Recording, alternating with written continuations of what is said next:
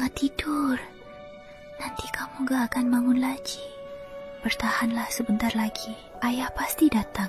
Dia pasti akan datang.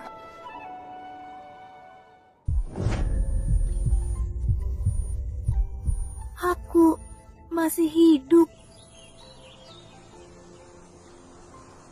Sari.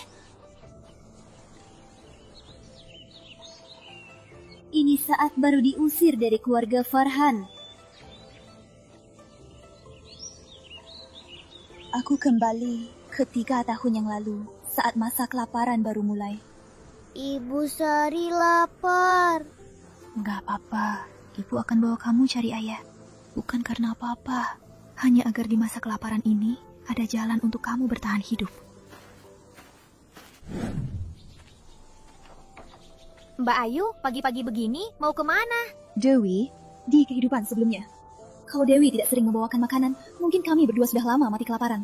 Sayangnya, anak ini nantinya dijual ke desa sebelah. Nasibnya juga sangat malang. Mbak Ayu. Tolong bantu aku, Dewi. Tolong jaga Sari untukku. Aku akan segera kembali. Ibu. Anak pintar. Ibu pergi cari ayahmu. Ayahmu boleh tinggalkan ibu, tapi dia tak boleh tinggalkan kamu. Ibu harus jamin masa depanmu. Mbak Ayu.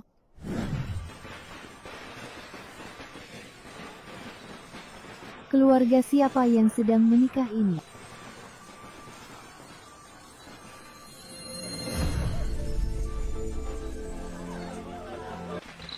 Farhan, itu Farhan. Di kehidupan sebelumnya, aku hanya tahu Farhan lulus sarjana. Setelah itu tidak ada kabar darinya. Ternyata dia sudah menikahi wanita lain. Aku dan Sari, saat mati kelaparan di ladang, dia pasti sedang memeluk wanita cantik dan bersenang-senang.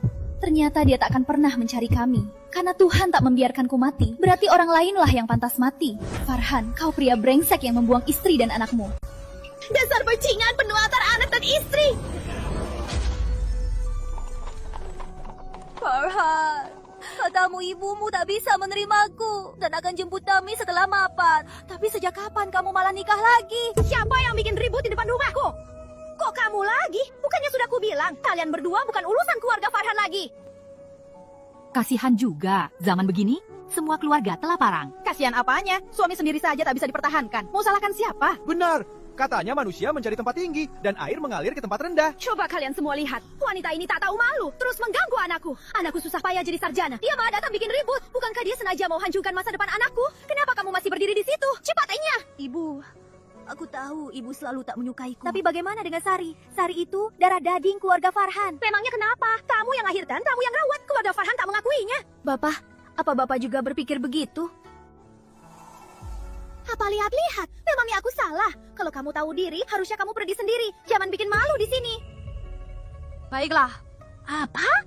baiklah, aku pergi. Tapi, aku punya satu syarat. Syarat apa? Berikan aku rumah tua di ujung desa itu. Ya ampun, ternyata dia mengincar itu. Rumah itu sudah setengah rubuh. Buat apa kamu memintanya? Di kehidupan sebelumnya, keluarga Farhan memberikan rumah itu pada preman di ujung desa. Entah bagaimana, preman itu menjadi kaya raya dalam semalam. Entah keberuntungan apa yang ada di sana. Di kehidupan ini, keberuntungan itu tentu saja jadi milikku. Sesuai aturan, kalian harus beri tempat tinggal. Aku tak butuh kalian hidup, tak butuh sebutir beras pun. Cukup rumah reyot untuk berteduh. Asal berikan rumah itu padaku, aku akan putus hubungan dengan keluarga Farhan dan takkan mengganggu lagi. Ibu, aku akan ingat kata-kata ibu hari ini. Kelak kalian hidup atau mati, tak ada hubungannya denganku. Suwe, seumur hidup aku tak akan memohon padamu.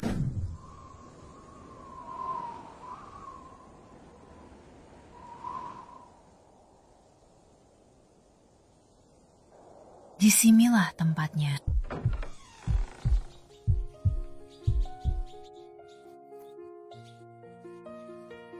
Ibu, ini di mana? Mulai sekarang, ini rumah kita.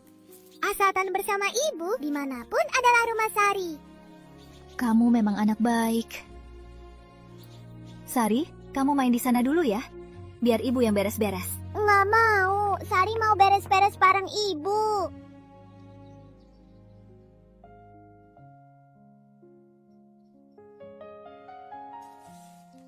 Baiklah, Sari bantu kumpulkan kayu bakar. Ibu yang menyapu.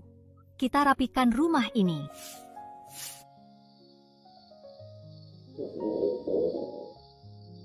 Masih lapar banget.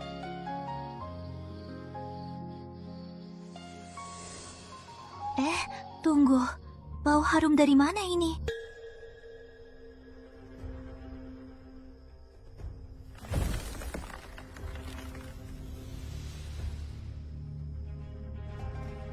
Sejak kapan ada pintu di sana?